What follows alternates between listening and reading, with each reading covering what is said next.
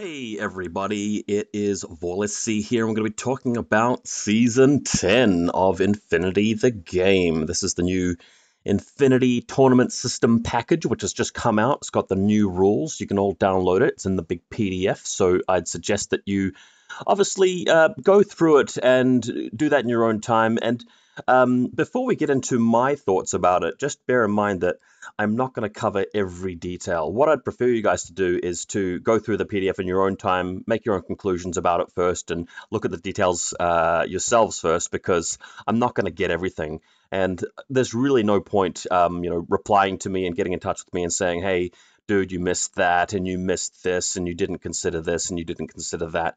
This is just going to be an overview, a bit of a reaction to some of the main things that stood out to me, not a full review of every little nook and cranny which is in this document. So I hope people understand that as they watch this video. But this is the set of rules that are going to determine our infiNity the game experience for a while. So we better start getting used to things. So a few of the big things, obviously the title Xenotech relates to this new system where you can nominate you have a Xenotech on your team, so to speak, and it will do certain things in some missions. That is what's newest, I guess, to the system, so we'll be talking about that.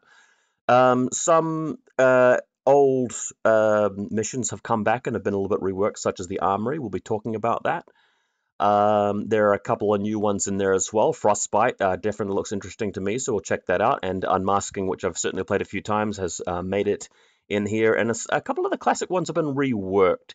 In terms of mission changes, there are a few things which I don't like, but small nitpicky things, and a few things which I do like, so we'll chat about them. But we're going to have to talk about the overall rules as well. So let's go through some stuff here. So ITS basic rules, this is generally very similar to what we've had in the past in terms of how to conduct yourself at tournaments or what to bring and how to organize things. What we're going to be a little bit more interested in this YouTube video, though, is the actual rules for games and whether they have changed. So let's have a little look. Season 10. During the Season 10, the following rules are applied, and I think for the sake of YouTube, I'm just going to make this a little bit bigger. Also going to close my Facebook so it stops making notification sounds. Okay, so Bravery. During Season 10, any troop possessing the medium infantry troop type will have forward deployment level 1, and if you already had that, then you get level 2. So I don't think that this is particularly impactful.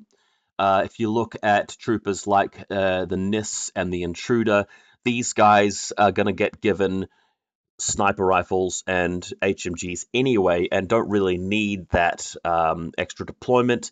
Those troops are already good. This makes them a little bit better in the sense that they may give you access to a spot near to your deployment zone that you couldn't otherwise have gotten. So I think this is just really a buff to the Intruder and the NIS Sniper and guys like that, because sometimes you'll be in a situation where you sit down to play at a table, maybe at a tournament, and you'll look at your deployment zone, and there'll be this amazing sniper tower, which is just an inch or two outside of your 12 inches, and suddenly, because you've got forward deployment level 1, you get to deploy that amazing sniper up there. Yes, it's a little bit closer to the enemy zone, so it's easier for them to get their Spitfires and whatnot into range, but it has views over an amazing amount of terrain, and you might even be able to keep that model prone until it's ready to provide the arrows if you're worried about some sort of active turn push from your opponent. It is clear that Corvus Belli actually hilariously agree with me that medium infantry are a bit weak, and I've been saying this on my channel for years, I think now, that so many medium infantry troopers just suck. You've got Rodox, you've got Bolts, you've got guys like that really are not very good. What they're trying to do here is trying to make it so you take a Bolt Link team, which is designed to move in and use EM stuff and drop bears or Rodox with their shotguns, and just speed them up a bit. So that's their intention there. I don't think that really makes the difference. It just sort of tunes them a little bit, makes them a little bit less crap, so to speak. They're still rubbish. I wouldn't actually run them. But by doing that, they've actually made already powerful troopers like intruders and snipers and so on just that little bit better. So bravery, don't really mind it. Don't really care too much. It's not going to impact infiNity in a very drastic way. Speaking of drastic changes, though, landing assistance. This is a much bigger change because troops possessing, it says, AD combat jump, inferior combat jump, superior combat jump don't need to place the template. Now that's actually quite critical. I can't count the number of games where I've actually gone to land a drop trooper, seen a couple of really good spaces for it, but then just couldn't land it because there's too much scatter terrain on the table. And you're playing infiNity, you want scatter terrain everywhere. It's a really good feature to have. What it means now is you can land on buildings and things a lot more effectively, or land in exactly that blind spot where they don't have arrows to it. I've been playing Ikari, as you guys realize, and one reason I haven't been running 4 Yuan-Yuans is that it can be difficult to find spots for them to show up. And if there's only one optimal spot, then it's really counterproductive to put all 4 of them there because you only need one of them to actually do the job, which is why I take one. But now I'm looking at that faction and going, well, what if I take the Evo repeater remote to give them an automatic +3 for landing? They're physical 14, so -3 for inferior combat jump, +3 again brings us back to 14. So if I take 4 of them, they're all landing on 14s, and I can get them into spots where, okay, sure, their impetuous order gets them on the table, then the irregular order moves them around the corner, and they start firing with their chain rifle. So that's actually very, very effective. Then you look at guys like Kodali, Tiger Soldiers, Arail Spectre, who are already very, very good and didn't really need a buff, and this is actually making them better.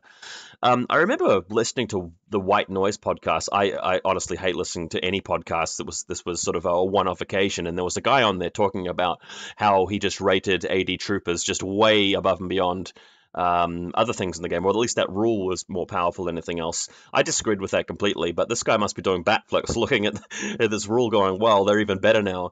Yeah, I actually felt like the ability to drop troopers on the table could have used a buff, so I'm actually in favor of this. I feel like most of the time people were bringing troopers on the side of the table rather than landing just because it's so risky. And it still is risky, as it should be, because you're getting such a huge reward for pulling that off. Long service characters are now veteran troops. This is a big deal for the mission Hunting Party, where veteran troopers are the recipients of adhesive launchers and so on, so you can use them more effectively for Hunting Party. And I think that was a little bit of a balancing move, which they needed to do anyway, so that's fine. Designated target, not a big change there as far as I can see. Data tracker, I think that's basically similar to what we had before. Ironclad, just as most people suspected, this was not going anywhere. You know, Corvus Belli have slowly and incrementally been making tags better and better and better. When I first started playing infiNity a few years ago, I was on the internet slamming tags, going, you'd never take them, they're such a liability. And what they've been doing is they've slowly been making them better and better and better, making the scenarios more about them, introducing killer hackers. And we're getting to a point where tags are quite viable and you see them on a regular basis. I don't think they're the most powerful in the game, and they shouldn't be, right?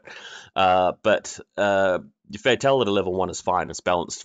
And also when you've got a model, like I've got Scarface on my desk here, like this guy, when he's holding his Mark 12 and then you've got another little guy with his just combi rifle, you'd expect a model with that size gun to be dishing out a little bit more damage, so fatality seems to fit with that a bit more.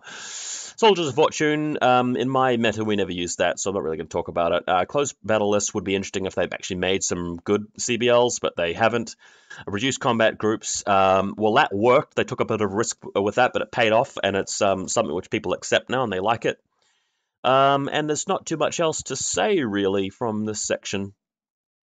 Classified. So on my YouTube channel, if you go back through some of my older videos, there's a video specifically about classifieds objectives, and I've laid out my argument in that video about why classifieds are not good for infiNity.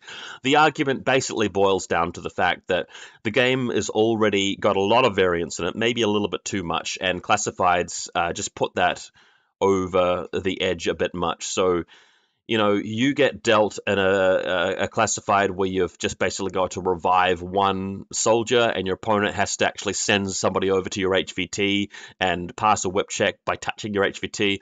Way harder. So just purely by luck, you're making the mission more difficult for one player, and that's not really fair. So that's why I hate classifieds, and a lot of other people do as well. What they're trying to do instead of really removing classifieds or fixing them completely is just nudging them a little bit and tweaking them a little bit. Intelcom's still there. I like Intelcom in some missions, but not others. It's just very inconsistent. What they have done, though, is they've split the classified decks into a couple of different decks, and one of them is more difficult to complete than the other one, and that will play a role in some missions. They're also tweaking some classifieds. My favorite change was this one, In Extremis Recovery, which used to be called Extreme Prejudice, where you just have to do a coup de grace, and you can do that on any old model just lying around. Now you've actually got to pass a whip +3 check to do it. So you can still do it very easily, but there's a possibility you may fail that. Maybe in case of average whip 13, that's what, something like a 20% chance to fail, or something like that, 16, 17, 18, 19, 20, 25% chance to fail, I suppose. So that's better, but a lot of this stuff is unchanged. Sure, they've brought in a couple of new ones. Let's have a look at some of them. You've got to take a veteran or elite troop, and obviously characters are those now that we've just seen, and succeed in the whip check while totally inside the enemy's half of the game table. A lot of these are quite easy, but you'll never get them into a point where they're all at the same difficulty level for everybody. So I don't really feel like they've brought that to a part where this rule system is fair, which is something I don't particularly like. I'm not going to go through every single classifieds. Obviously, you guys can have a look at those in your own time. They've made some of the difficult ones where you might have to sort of doctor 2 people rather than just one, for example. So extreme mode, and you got data scan as well. One thing which is still actually quite relevant is that you can still do some of these classifieds on dead enemy models which are unconscious, which obviously they want to keep that in the game, so fair enough. But just bear in mind that's just such an easy way of completing classifieds. It makes some of them very, very trivial. So experimental drug, to get 2 allied troopers recovered from unconscious to normal state, and that is one of the extreme mode objectives. So they're just taking existing ones and souping them up, really, making them harder. I still don't like classifieds, as I've said many times, so we won't spend too much time talking about them. Let's just have a look through some of the missions. Acquisition seems like it hasn't changed very much. It's still about controlling the tech coffin with your data tracker. It's a much better mission to go second with, because you are going to have a much easier time, if you've played defensively, that is, to just get your data tracker touching the thing in the middle of the table, and that will net you the win. But it's now including this Xenotech. So you've got the data tracker, which is one of your troopers, and then the Xenotech is like an HVT, which has to be moved by one of your models, based on my quick reading of it earlier. So that will actually get you a bonus point. So there's a little bit more to do. They've made it a bit more complex, shall we say. They've added an extra layer to it. Xenotechs. So you basically use an HVT model, and it's deployed in the civ-evac state, synchronized with a trooper that meets the requirements to do that. So some models can't actually hold the Xenotech, and the objective of him is to place a multi-scanner. And quite interestingly, you have a point deducted rather than adding an extra point, which I find quite interesting, and that may make a little bit of an impact in tournaments where it's very similar to just, whether you get +1 objective or not, but in this case it's subtracted. And if you have a lot of other people in your tournament consistently doing the Xenotech objectives and you're not, that's where a deficit in points may arise and lose you some placings or even some podium finishes. Okay, but other than that, acquisition, very, very much the same. Annihilation, I played this recently. It doesn't look like they've made any significant changes to Annihilation that we need to talk about. Maybe there's something little in there, but I'm not seeing anything particularly special. No Retreat, really good. Next up, we have Biotech Vor. I've definitely played that one recently. I probably should open the Season 9 document and compare them directly so I don't miss a lot of stuff. But as I said, the purpose of this video is not to actually find everything in the package, just to talk about my overall impressions about Season 10 and how it may affect us generally. So killing more army points is a big deal, but it's much more like Annihilation in the survivability camp. So you just get a flat 2 points for even if you've killed a single more army point than your opponent has killed. But if it's about surviving, then you've got to get the points exactly within the category. It's about accomplishing more classifieds, and unfortunately there are 3 classified objectives, and I don't remember that being the case. So unfortunately, classified objectives are playing a bigger weighting in Biotech Vol, which I think is a bad thing. I think that's a negative change.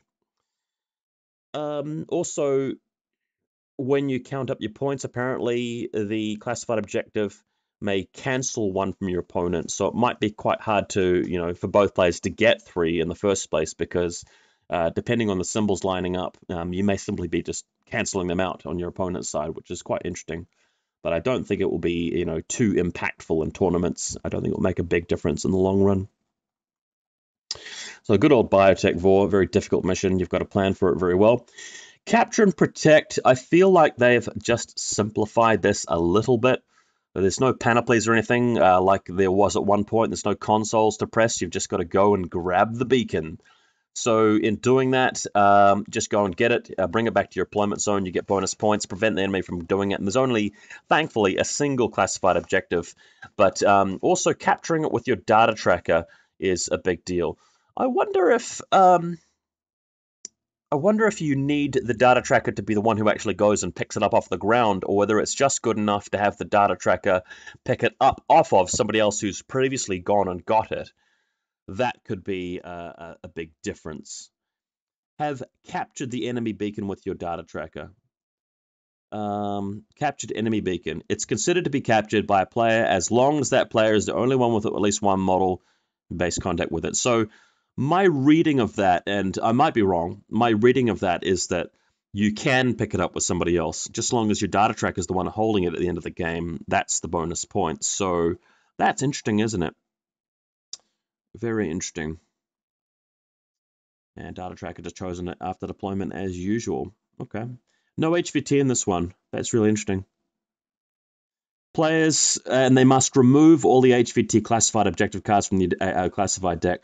Well, that's good, because in the previous season, we were really confused about what to do if you didn't actually have a neutral HVT. Like if you had a designated target or there was no HVT, what do you actually do? And at least they've clarified that, so thankfully there's that. And Intelcom provisions, classified objectives with a special symbol give an extra bonus point, but only if you've got less than 10. That's interesting, isn't it? So doesn't that mean then that it's even more luck-based, because your opponent might draw a classified objective that doesn't have that symbol, and you do, and they're both easy ones, and you get the bonus point and they don't? I might be wrong about that because I haven't looked at the symbols on the new cards, but it sounds like that might be a really negative thing about that mission, if true. That is not good news. Comm Center, I feel like they may have changed this a little bit. So to have more connected antennas is 4, more specialists is 2, designated target is 1, and there's 3 classifieds now. So that annoys me a little bit, because the one thing that I really liked about the old Comm Center is that you could let your opponent connect more antennas and still win if you had killed more specialists and you'd take care of the designated target and you'd done that with your data tracker. Now, I can't be bothered looking up the old document, but I definitely remember that it wasn't, a matter of completing 3 classifieds to take you above and beyond the 4 objective point mark. So this really is about completing the antennas and nothing else, really. If you've completed the connect antenna thing and you've got your 4 points, and I've killed more specialists than you, and I've killed your designated target, and you haven't killed my designated target, I'm stuck on 3, and I need to ensure that I complete at least 2 classifieds and prevent you from collecting any, or doing it by a 3-to-1 margin. So this mission has suddenly become a bit more classified objective heavy, and I am not happy about that. I really love this mission. I think it's still a good mission. I'm going to enjoy playing it. but it's worse than the previous season's iteration of Comm Center, in my view, which sucks. So yeah, the grid, they're just talking about the grid of antennas. I think there's still an exclusion area. Yes, there is. Hackers still get the +3 mod. And there's classifieds that can cancel each other. So that just reiterates, I think, the fact that if you want to win this mission, I think go second. Previously, it was a bit more balanced to first versus second, but playing second, you're going to have a better opportunity to flip some of the antennas back on your side and win that way. Deadly Dance, I remember looking at this recently and seeing that they didn't fix the things about this mission that I didn't like. This is a mission where you kind of need a tag. If your opponent's got a tag and you don't, and it's a fairly evenly matched game, you're going to lose.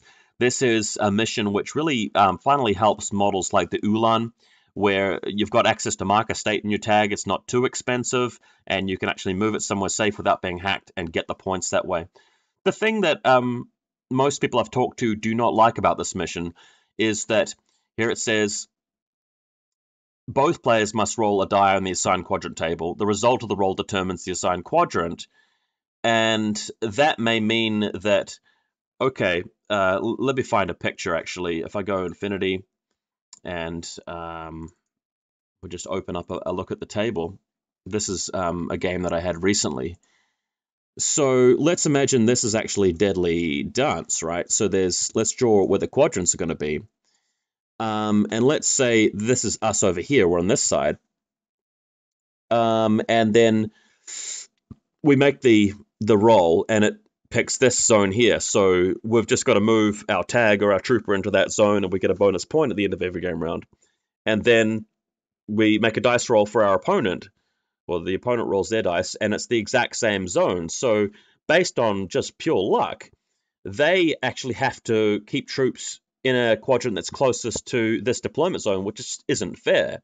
There are some consoles which you can use to move the zone, but why should you have to do that extra work to make up for a roll which just put you on uneven footing? It's just not a fair scenario. Also, even if you do manage to actually press the button by getting onto the hack communications thing, it's randomized again. So it's either going to move to this zone or this zone. So even if you bother and succeed to actually get that hacking going on, you might just shift the zone that you need to get through to the other one that's closest to your opponent, which is really stupid. When I play this mission with my friends, we actually have a house rule where we make one roll for the quadrant for that player, and the opponent just gets the one in the opposite corner. So if we initially roll this one here, then automatically your opponent is given this one over here. So it's really just a matter of which diagonal is it. Or alternatively, we play with a house rule where if you actually hack the communications like it says here, it's not randomized. You get to just choose a totally new zone for your thing to be moved to, because, doing this is actually difficult. It takes orders. It takes effort. You might have to fight for it. So the fact that this mission is set up the way it is means that I still don't like it. The mission still encourages tag use, which is something which I do like. It means people will bring tags to a tournament. If this mission's there, I certainly will be. But it's just not a fair mission. It's too luck-oriented, and I do not like that at all. Decapitation, a mission that I very rarely play. It's about lieutenant assassination somewhat, but you can always ignore each other's lieutenants and make it about killing a designated target, using your data tracker to do so, and of course army points being the decider. So I definitely prefer this mission over ones like the one we just looked at, for example, Deadly Dance. But the killing of lieutenants, it's something which deserves a place in the ITS season pack. I do, however, feel that some factions are better at doing it than others, so it does become a bit skewed with the factions, and there's maybe not a perfectly level playing field. A 16-inch deployment zone is always interesting. That actually makes it harder to kill lieutenants with like specular killers impersonators, because they can't get there as easily. But it's still not perfect. Engineering deck is back. So this was one of my old favorites from a previous season. They removed it, which I wasn't too happy about, but now they have brought it back, and I am happy about that. So this is about connecting more consoles. If you really want, you could take the objective room, have the data tracker in there, have a multi-scanner placed, and make sure that you get your classified and the other person doesn't. That would give you a total of 6, so your opponent might not win. But let's face it, it's mostly just going to be about controlling more connected consoles, which means that it's a lot easier to do this mission with the second turn. So I would recommend trying to take that second turn. The reason I say that is that if your opponent completes their first 3 turns and they have taken the 2 consoles on their side plus the objective room, you have the luxury, the wonderful option of just moving to their deployment zone and around the building and taking one of their consoles, and then you just win. Or just by storming the armory and killing whatever's in there, you can use templates or speculative fire or just something that's really good at close range or close combat or throwing smokes in the room, and it's going to be quite easy. You know, there are some situations where they're in there with like some mines, suppression fire, you name it, and all you do is you throw in a single grenade, you have something clear out the mine like a Hollow Echo or a Palbot or just a cheap trooper or a trooper with 2 wounds, and then you go inside the smoke grenade and you press the button and it's game over. So it's a very easy mission to win by going second. Having said that, infiNity, a lot happens in those 3 turns.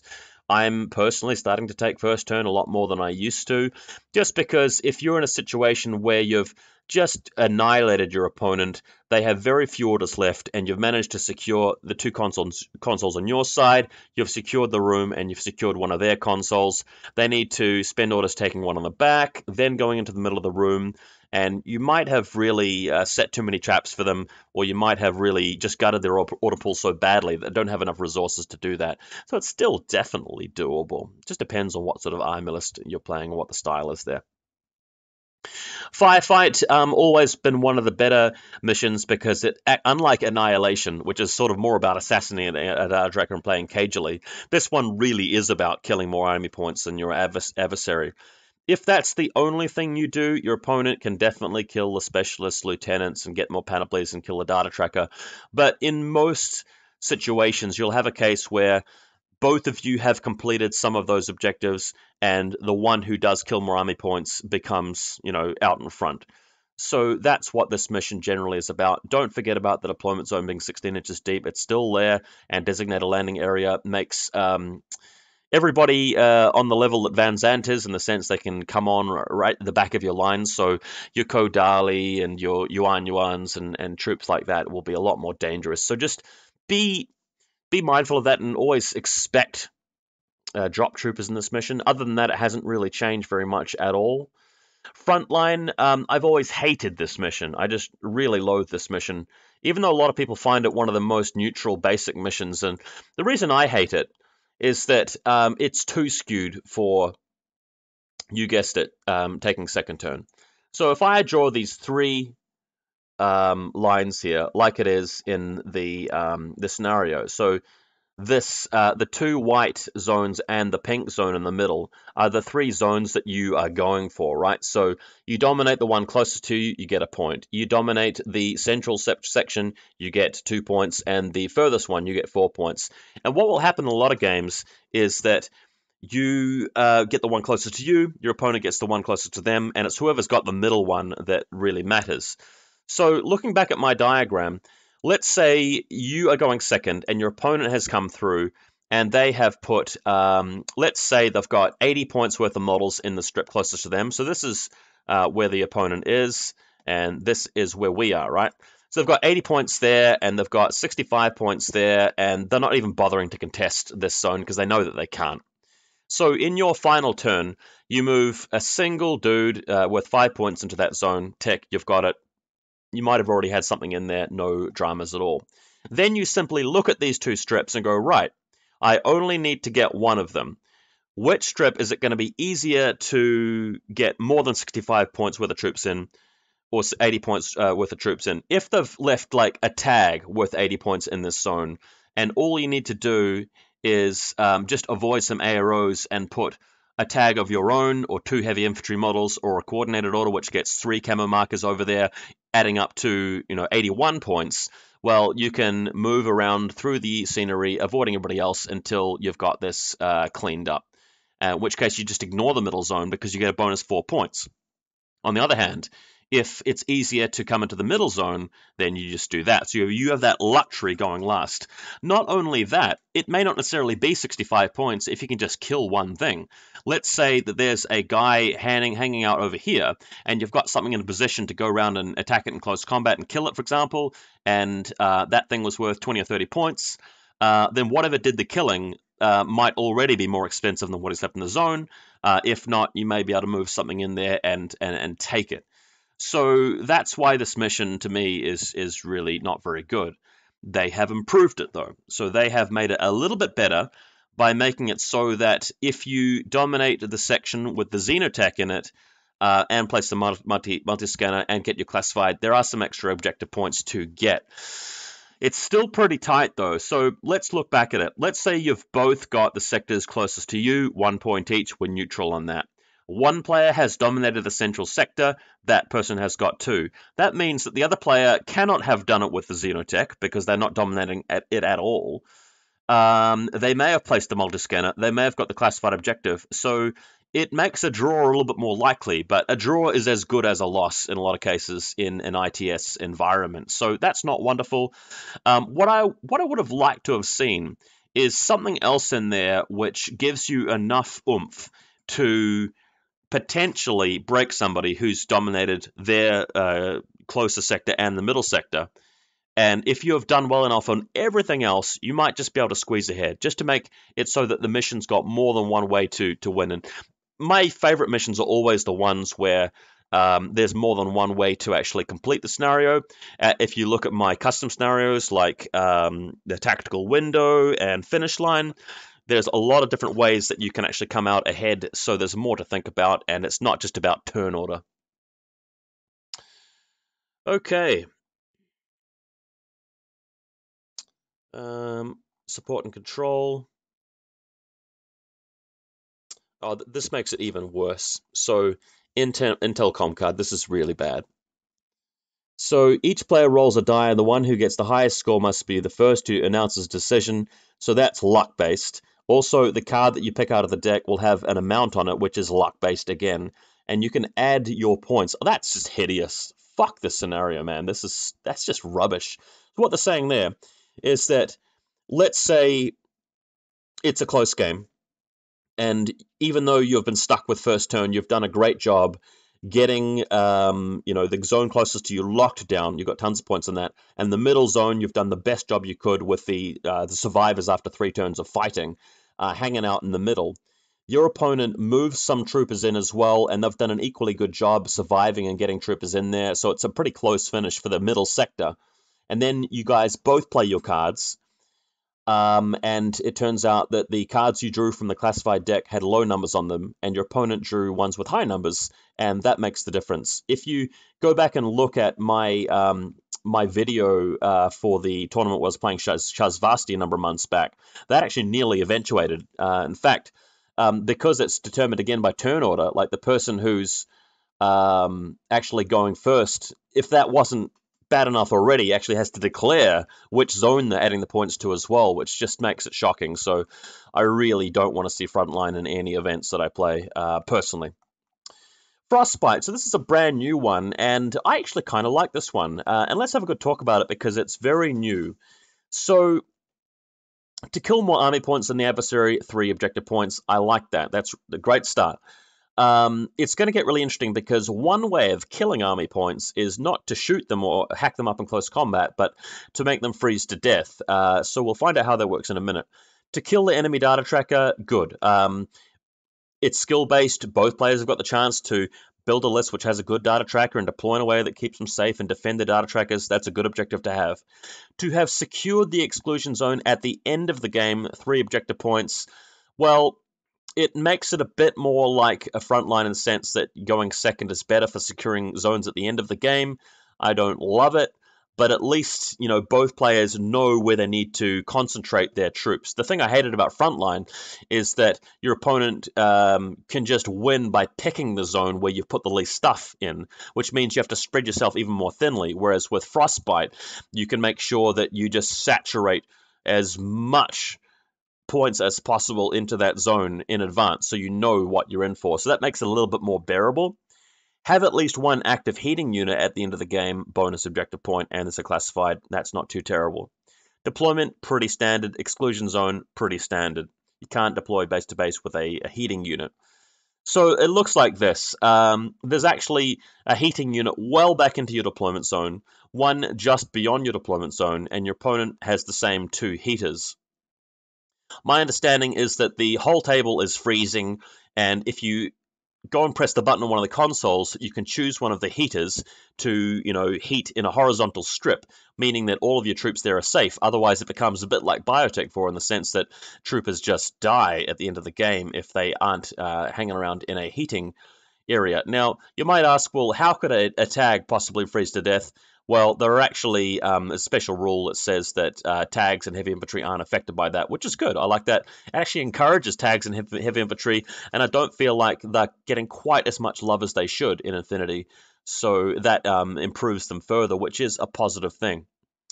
So Killer Cold, at the end of the game, they all destroyed unless they're in a strip with a heating unit. Exclusion zone, so you've got a... Okay.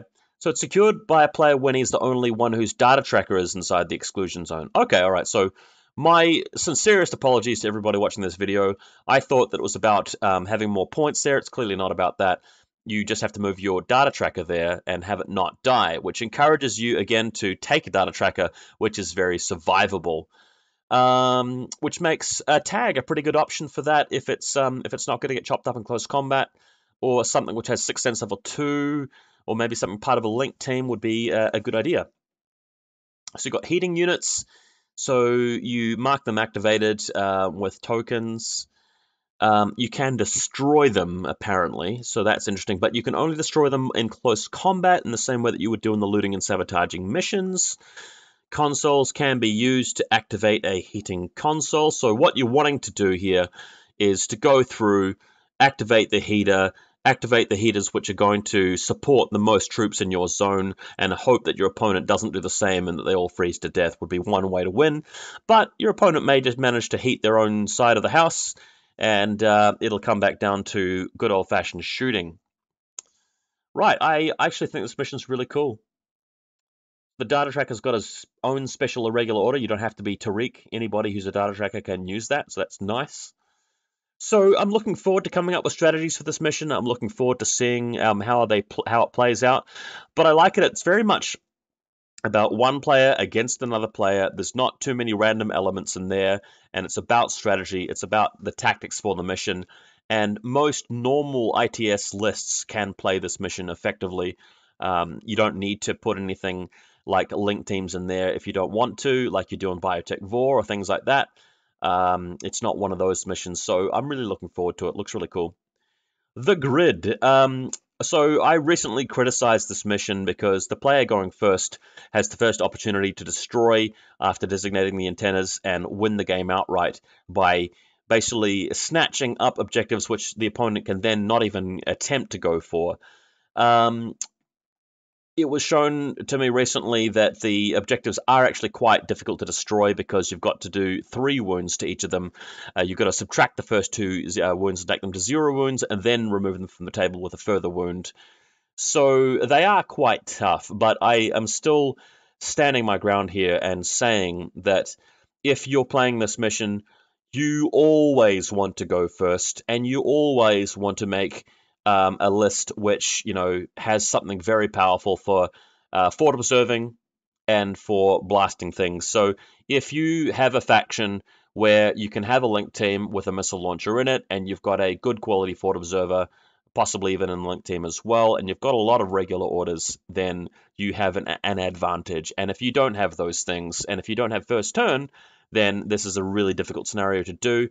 It's just not a fair scenario. They need to change it so that there are other things that you can do, even if you have not designated and destroyed as many as your opponent. You can make them very difficult things to accomplish, but I would recommend making the number of objective points less for the task of doing this. Make it 2 points for designating more than your opponent, 2 for destroying more than your opponent, and have 5 other objectives up for grabs, which the other person could potentially get if they play well enough.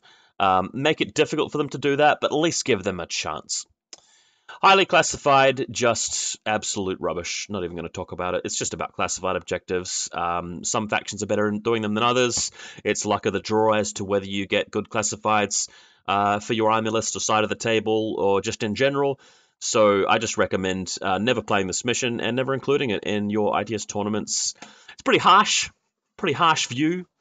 Not a popular opinion, but I'm just going to keep it out there that that's how I feel.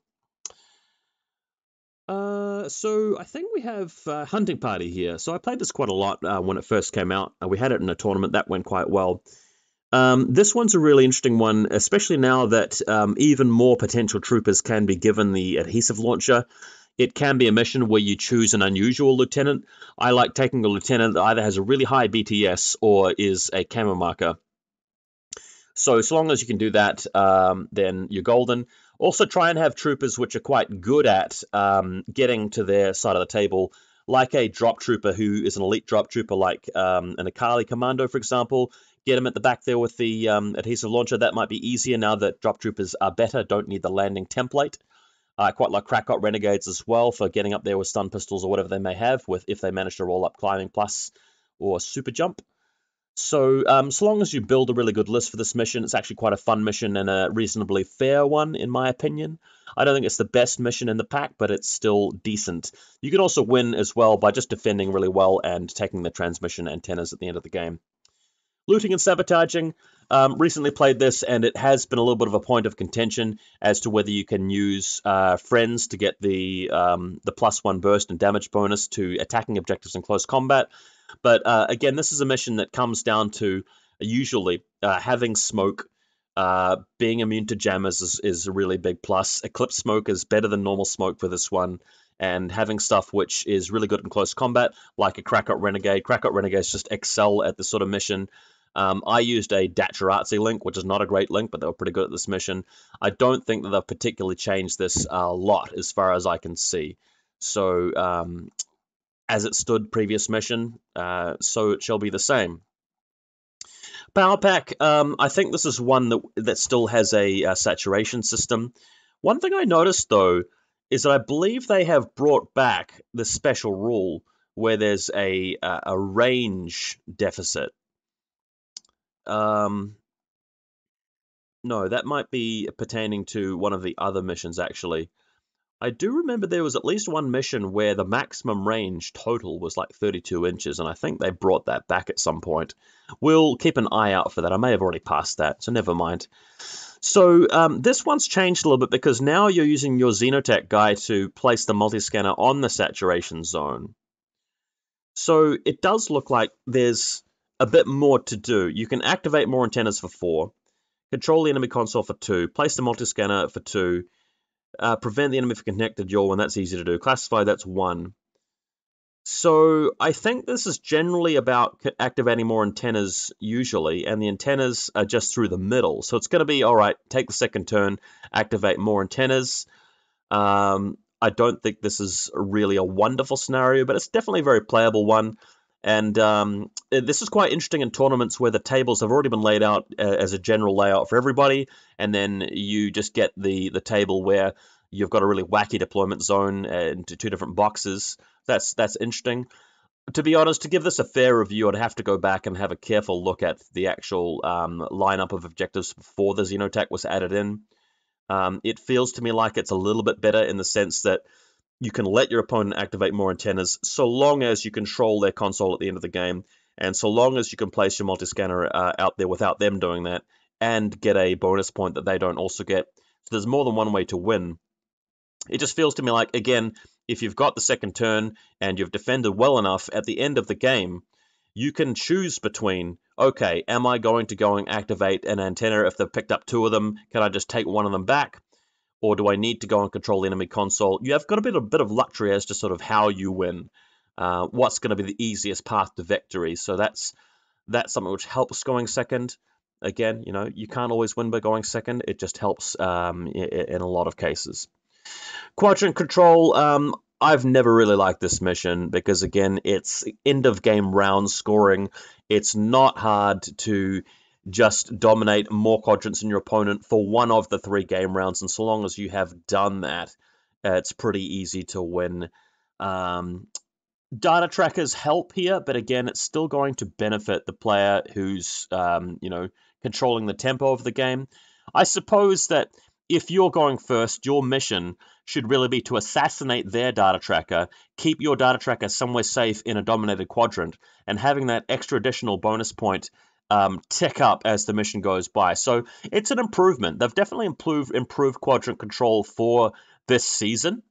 So I might give it a go, actually, given that it's about that data tracker, but I still don't love it. I don't think it's really as good as a mission like the old comm center, or even engineering bay, or the new Frostbite mission, or unmasking, another decent mission. Firefight, one of the better ones, so it's not really up there with those ones. Rescue, so this is a one that's been around for a little while now. It's a bit of a difficult mission to complete. I believe that there's a difficult terrain area. There's an exclusion zone there. I think there's a saturation zone. Yeah, difficult terrain and a saturation zone. So that can really make the Noctifer missile launcher or the Intruder multi-sniper really powerful, as we all are aware. It's just good to bear in mind that you should probably take at least a couple of troopers capable of ignoring the difficult terrain with multi-terrain when you're going after civilians. I don't think this mission is particularly skewed towards first or second turn too badly. I'd probably rather have second if I could get away with it, just because there are less repercussions after you've picked up the hostage and you've taken them away. Your opponent can't just shoot them in their active turn. Whereas if you've got the last laugh, you can go over there and shoot whoever's holding that civilian, and it won't really count because they're not in civ evac state anymore. But altogether, it's a decent playable mission. Safe area, one of my least favorite ones, as I've discussed many times before, just because, again, as we just talked about, you're going to have 4 quadrants in the middle of the table, and whoever's going second can choose the optimal route to victory. So the 2 quadrants on sections on your side of the table, you put the minimal things in there. 1 Warcore or Quangshi will do it, and then you can hoard all of your models to just one of their zones until you've just got just enough to tip over the edge. And to make matters worse, I believe there's some Intel comm supporting that. Ugh, it's just disgusting to me. It's just really unfair and a luck-based mission. In my view, if you're going first, you really just want to try and decimate them, but it can be hard if they're playing Toha or Ariadne with a lot of camo markers, or Nomads with a lot of crazy koalas and mines and hacking and whatnot. Xenotech helps a little bit, so you can control some consoles as well, but the biggie is dominating more sections and getting that juicy swing of 3 points. So never really liked this mission, to be honest. Show of Force, again, it's a tag mission, but again, it's a second turn mission because it's not hard to just move a model into base to base with one objective in the center of the table at the end. I do like, though, that you can get the swing. So if you set up a assault hacker, which we don't see very much in hidden deployment, that's kind of cool. It means that you might be able to possess their tag as it comes towards the middle of the table. You can also get the huge 5 points by killing more army points and killing their data tracker. So if they're just waiting to get the model into the middle of the table by the end of the game, and you've just shot them to death, even if they do move something out, they are at best going to get a draw. And you've got 3 turns to destroy their tag as well. So if you can do that, then the best they can get is 2 points, and you can actually trump them there with army points and data tracker, so to speak. I use the term trump in terms of the game 500 card playing. I don't want to reference the certain president. Misspoke. Okay, supplies. I don't believe that this has changed incredibly much. There's always been a mission where first turn, just to do with a reversal, tends to be the popular choice, just because if you're playing a faction like Hakislam, You move the impetuous troops up, you throw the smoke, you activate your Hunzakuts or whatever, you easily open the tech coffins, you move 2 of them towards your side of the table.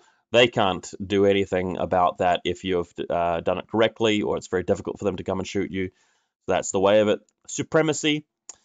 Again, it's a dominate at every end of every game round. I like that there's a bonus point for placing a multi-scanner. That helps, but this is still going to be one where it's going to come down to a draw on the quadrants quite a lot. And the guy going second, or the lady going second, whoever, is going to have an easier time dominating the quadrants.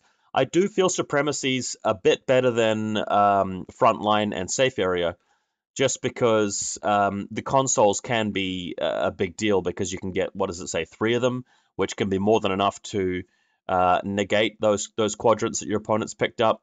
And it's even possible to play well enough as the first turn player to make it so that at no point in the game does your opponent actually get either of your zones, so you can keep it a tie, keep it a draw on that front, while ending up with more of the other points. So there is that. So multi-scanner, placed Xenotech. Okay. The Armory. So this was a mission that I played a lot of back in the day, a classic Armory mission. And this was a hugely, second turn win-oriented mission, because storming that Armory is a lot easier than holding it. I mean, like I said, what do you do? Like, if you're going first turn and you move you guys into the Armory, your opponent waits, and in that last turn, they move in and kill just as much as they need to, right? Let's say you're playing Pan-Oceania. You crack open the doors, and you end the game with your Swiss Guard with multi-rifle and suppression fire inside of the Armory, and your Crocman, Fort Observer, putting down 3 mines and going back into Tio Camo state. And just for good measure, you move in with some other trooper as well. I don't know if a remote can fit in there, but let's say it's a, I don't know, heavy infantry model. What the hell do you do against JSA, right? So they throw the smokes in the room. Saito Tukan comes in. So they move in with like a crazy koala from Yojimbo or something first and clear the mines, like all of the mines immediately. And then one close combat specialist moves in, kills the most expensive model, and then they are the most expensive model remaining in the room, for example, and game's over. You got 4 points, so makes it quite tough. I do like that that the actual objective room is coming back. Like that was a cool thing. It's just that this mission makes it awkward. You can blow up parts of the armory now, which I think is a little bit better. But to be honest, that just gives the reactive turn person, this player going second, just one more opportunity to, one more tool to use when it comes to assaulting that armory and just killing it at the end of the game, or the people inside it. So I've never particularly liked this mission. The way that I would fix this mission is that I would make it a bit more like my mission Tactical Window, where for every turn that you are dominating the armory, and every player turn, I mean, you get 1 point, with the exception of the very first turn of the game and the very last turn of the game. So there are 4 points up for grabs, and it's almost like Turnus, where it's your serve, it's your opponent's serve, and you take turns. So first turn of the game, you ignore the armory. Second turn of the game, it's the player going second. They move into the armory and get a point with as whatever they can spare. And then the other person responds, moves in and kills that model and retakes it. The other person does that, and it's about breaking the serve, right? So that one turn where you couldn't go back in and take the armory back, that cedes points to your opponent, but you both have an equal number of opportunities to go and do that. So because you're both having the same number of situations where you're assaulting and capturing the armory, it makes it fair. But this mission isn't particularly fair with the way that the points are structured, sadly. Tic-tac-toe, this is quite a cool one. I don't think it's changed significantly. It's still about connecting more antennas. I know that I keep going on about taking second turn, but this is actually a mission where I wouldn't mind going first, because it's possible to have either killed a lot of their important specialists, or having connected so many of your antennas that they actually have too many whip checks to pass and too many short skill moves to do, that by the end of the game, they just don't have enough specialists to go and actually retake that many antennas. So I actually don't mind this one that much. It's a bit like Comm Center, really. So if you can imagine that you've taken all three closest to you and all three middle ones, and you've shot your opponent up a little bit, and you've gone first, well, you've probably won that game. The best they can do is try to take one closest to them, take back one of your middle ones, and move over to take back the one on your side. But that's three whip checks they've got to pass in one turn, and that's several moves that they've got to do as well. And you might have an opportunity to shoot back at them while they're doing that. So I actually quite like Tic-Tac-Toe. I think it's actually a good mission, and thankfully they don't seem to have changed it very much in spirit, so that's good. Transmission Matrix, most people think that this is about the hacking, but if you can get over that, and I see that it hasn't really changed in that regard, it's still about dominating more transmission areas at the end of every game round. So sadly, again, this is go second turn. I really like putting an impersonator in the middle of the table in the zone, which they would have a lot of difficulty discovering, and it's constantly providing points. So if you're going second, let's say your opponent sets up a lot of good defenses around the middle. They've got their troops in the middle. Well, you have the option of just ignoring their camp in the middle of the table and send something to one of their deployment zones and just shooting what's there and putting one small model in range of it and expending that model, and you've got a whole bunch of points from that round. So I've never really loved Transmission Matrix. It also is a big slap in the face to Pan-Oceania, who rely on troops which are hackable. Like, if you look at the best Pan-Oceania models, it's the tags, it's the heavy infantry, and it's the bulleteer, right? They also use a lot of little remotes, and that's a faction which is not particularly good at hacking. So in that regard, it just discourages some Pan-Oceania players from even bothering to run that faction at tournaments, which is not a good thing. It's not something you want. Unmasking, I think, has stayed relatively similar, relatively the same as far as I can see. I have been playing this one recently, and I don't see a great deal of change. You definitely want to take enough specialists to do this mission. The table layout matters, so this is one mission where maybe it's a good idea just to choose table side just because you want to be able to find the right spots to hide all your HVTs. That can be more important than turn order, dare I say it. So that's one mission where I quite often do pick the table side that I want, but it looks like it hasn't really changed. Oof, okay, so I've been talking for like nearly an hour. Hopefully you guys are still with me on this one. Overall, I think that this season probably slightly better than the last season.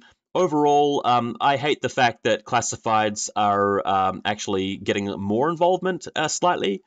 And I don't like the fact that a lot of the problems in some missions weren't fixed, and in some cases made a little bit worse.